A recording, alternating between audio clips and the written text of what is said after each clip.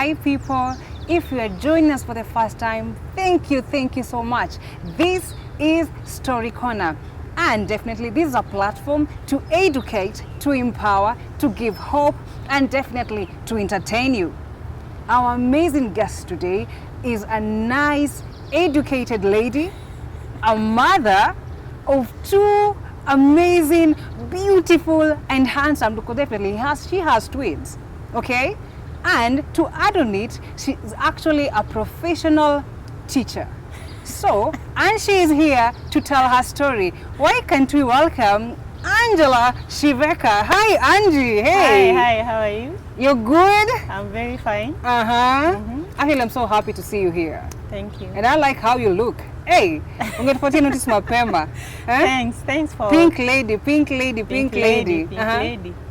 Yeah, How are thanks you? for welcoming me. I'm happy to be here. Wow, It's good to see you. good to see you too.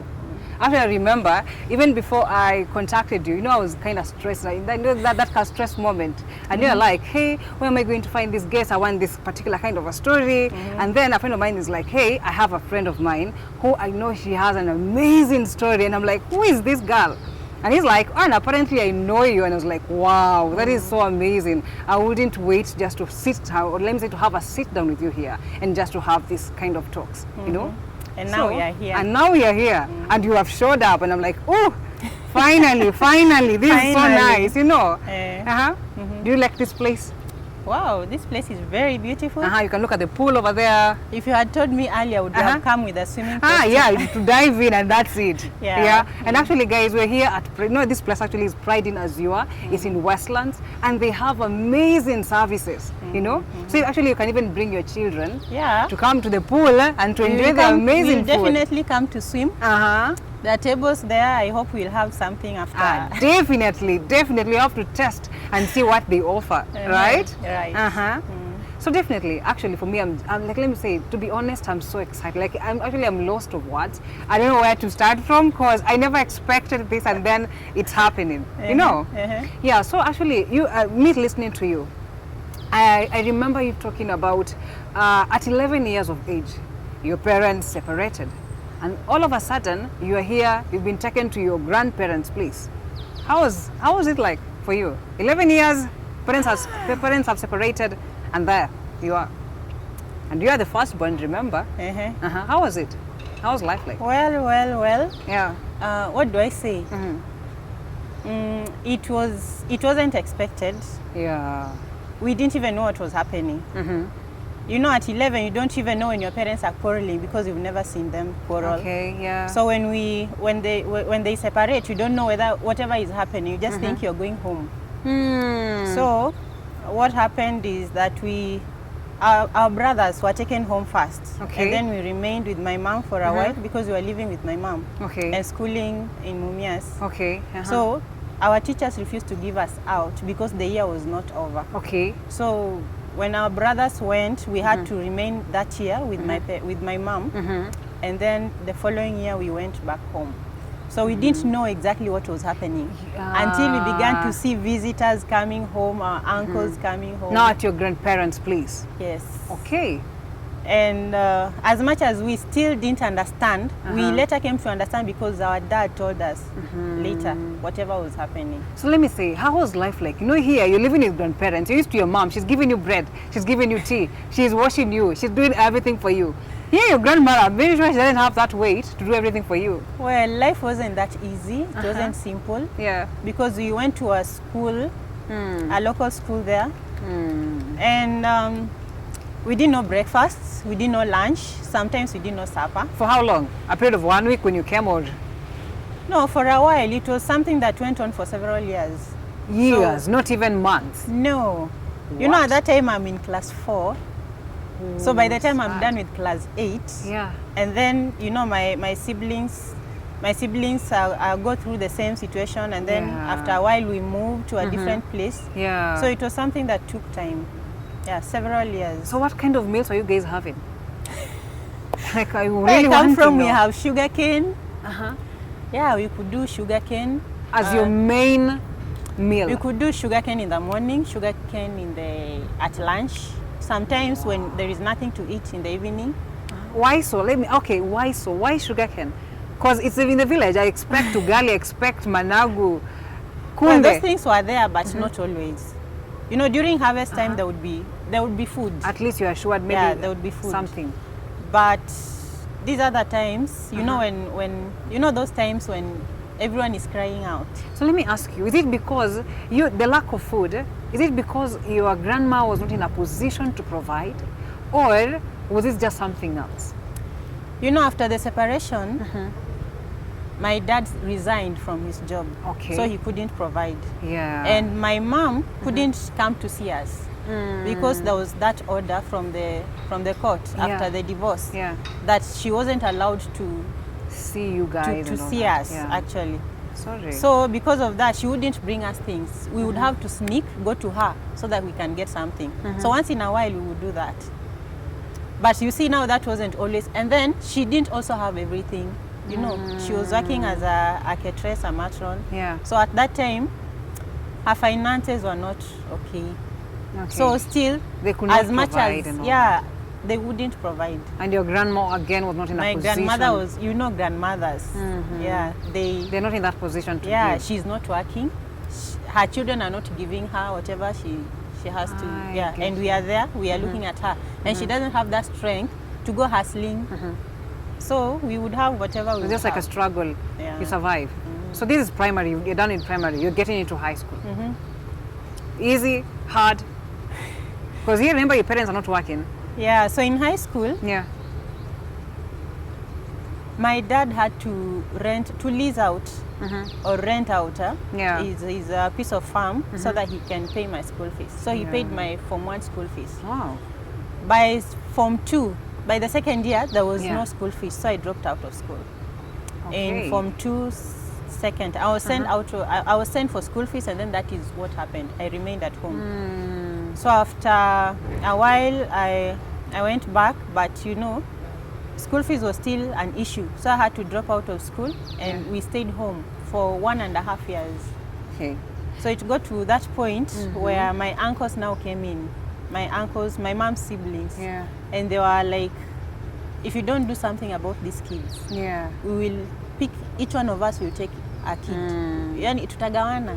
Kila mtu achukue mtoto aende naye. Because you know, I think I'm scared. You know, in the village, 1.5 years, in Form 2, you're not in school. Definitely what comes to your mind, your friends maybe are getting married.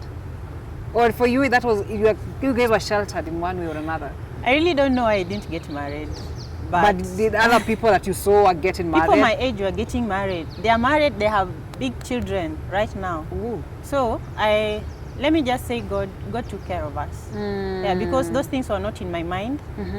I wouldn't think of getting married. And then you see, my parents had separated. So I already have this negative attitude towards marriage. So I wouldn't even start thinking of going to a man, you know, because I've seen a lot happen in my own family. We've had several stepmothers. Things have not worked out. Yeah. So I didn't have a picture of marriage. So do you feel like the foundation really matters? You know, it kind of gives you a different perception about, because for you, let me say your parents have separated, you're 11 years of age, you're seeing these things, you know, and definitely, probably at the onset, it doesn't click to you, but later on, you start to realize, oh my God, I'm not a believer of this kind of marriage thing.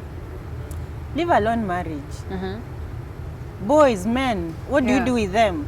You know, I had a friend who told me, you know, if you have a boyfriend, you know what is expected. You know, you have to sleep together. So because I didn't have that kind of mind, I wouldn't think about marriage. I wouldn't think about relationship. At the same time, I wasn't thinking about school. Because will you think about school, or will you think about, you are hungry, will you think about school? So even the concentration is not there. For you, just like you're physically in the school, but your mind is not even there.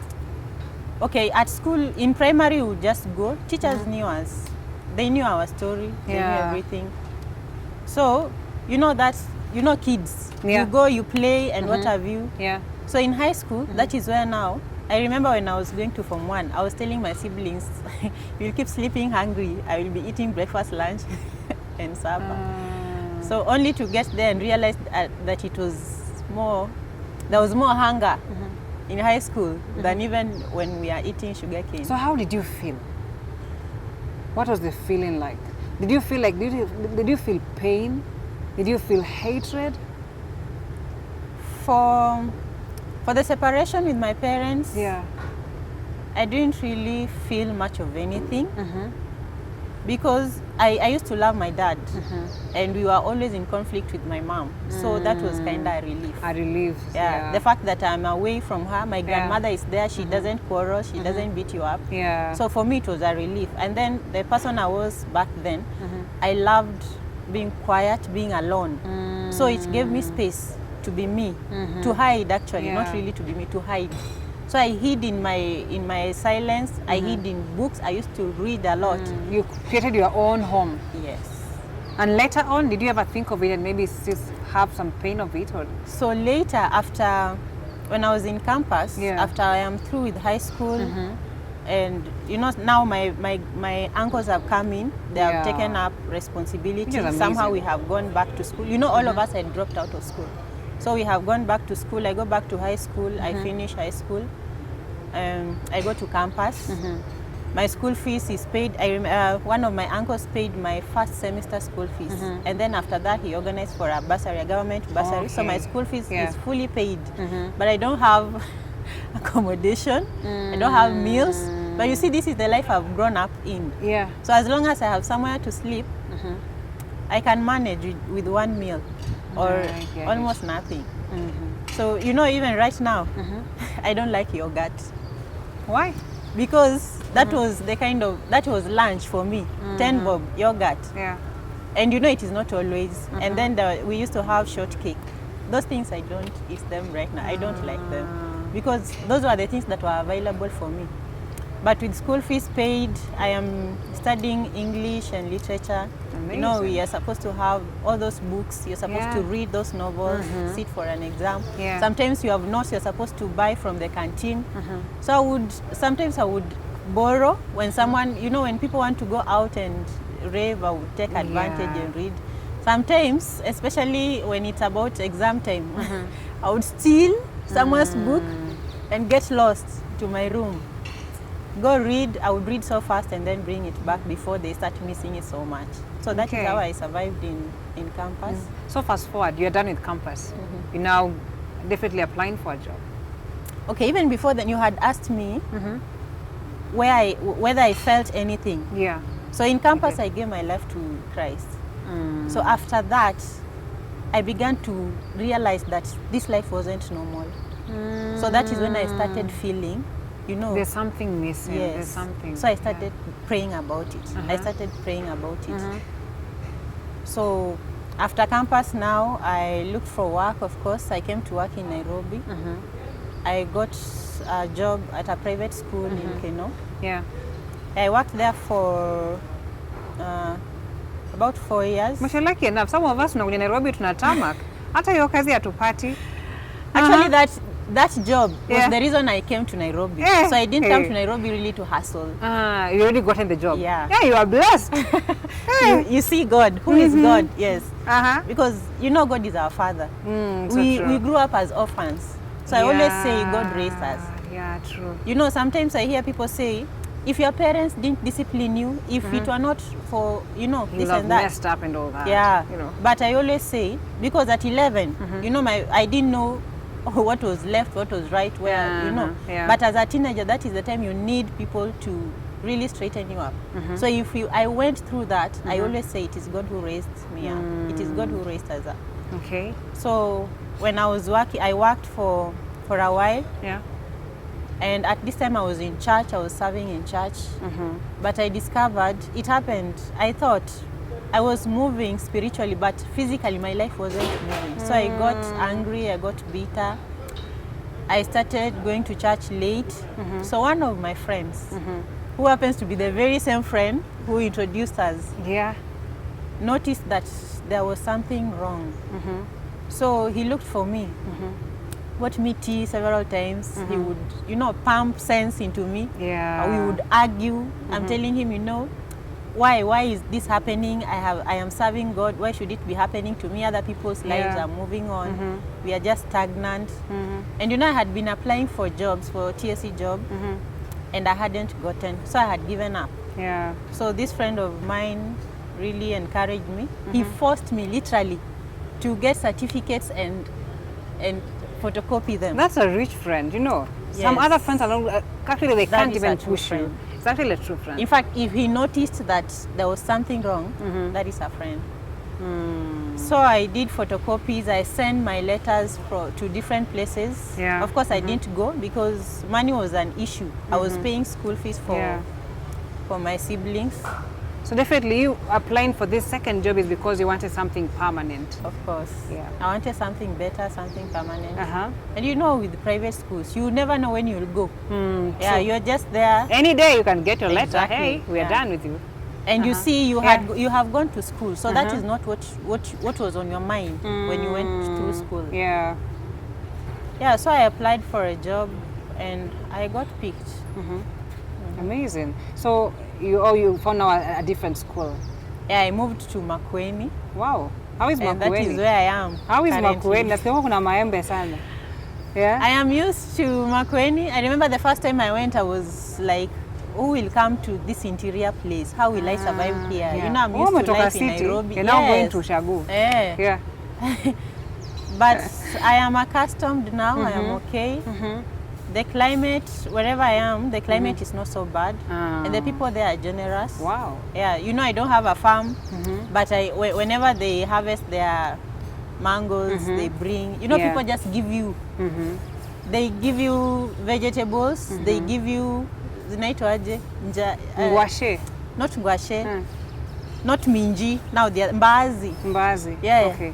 So people just bring the, unaweza patana na boda kwa njia na kupea maembe because they are everywhere. Okay. Yeah. I need to come there. Yeah, So how was life in Makueni? life there has not been bad. Of course, there have been challenges, but yeah, we are born to live. Those challenges are supposed to be there to make you grow even stronger and stronger.